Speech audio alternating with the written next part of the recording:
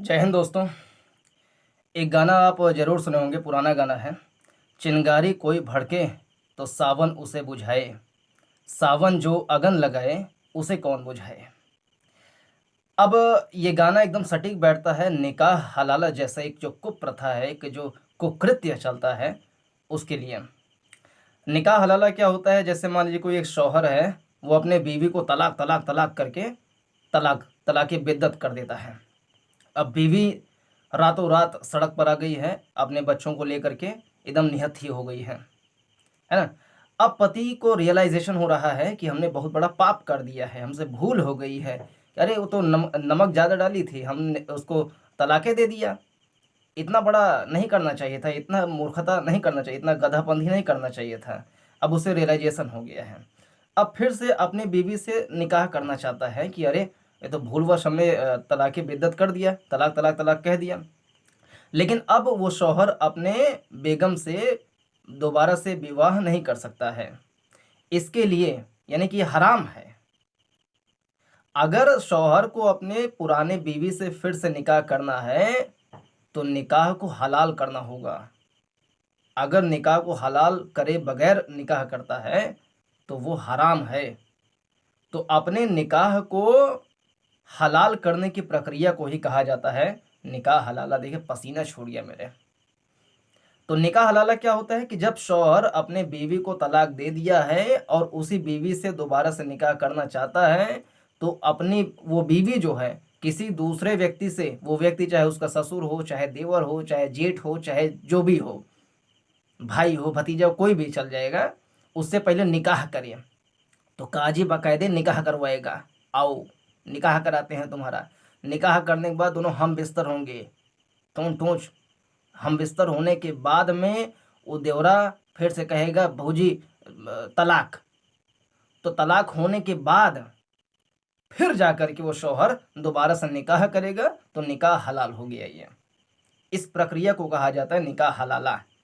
अच्छा, ये जो है ना, विकिपीडिया पे टाइप करेंगे तो बाकायदे डेफिनेशन वगैरह मिल जाएगा। ऐसी परिभाषा है कि इस्लाम में औरत को 3 तलाक देने के बाद दोबारा उसी औरत से विवाह करने की प्रक्रिया को निकाह हलाला कहते हैं। ये परिभाषा है, विकिपीडिया ने बाकायदे दिया हुआ है। और निकाह हलाला जो है मुसलमानों में जो सुन्नी मुसलमान है वो करते हैं ज़्यादा। सुन्नी मुसलमानों के जो कुछ संप्रदाय हैं वो निकाह हलाला की प्रक्रिया को करते हैं। शरिया में इसका कारण बताया गया है कि निकाह हलाला क्यों करना चाहिए। शौहरा पगला तलाक दे दिया था, फिर से तलाक उसको निकाह हलाला करना है तो उसे किसी दूसरे मर्द के साथ में हम बिस्तर होना पड़ेगा, है ना, हम बिस्तर होना पड़ेगा। ये तो बड़ा बहुत गंदा काम है। ये तो इसके पीछे लॉजिक है बहुत बड़ा लॉजिक है इसके पीछे। लॉजिक ये है कि उस बीवी को हम बिस्तर होना पड़ेगा क्योंकि शौहर ने तलाक दे करके अपने बीवी का अपमान किया है। अगर अपने बीवी का अपमान किया है तो दोबारा से उसी औरत से निकाह कर लेगा, तो बड़ा आसान बात हो गया। नहीं, पहले बीवी को हम बिस्तर होना पड़ेगा किसी दूसरे मर्द के साथ में।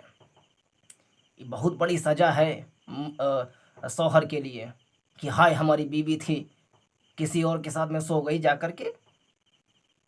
इतना इतना बेकार वो दृश्य देखेगा तो उसको बड़ा लज्जा, बड़ा घृणा अपने आप से होगा कि हाय हमने तलाक दे करके बहुत बड़ी भूल कर दी थी, आज के बाद से हम तलाक ही नहीं देंगे।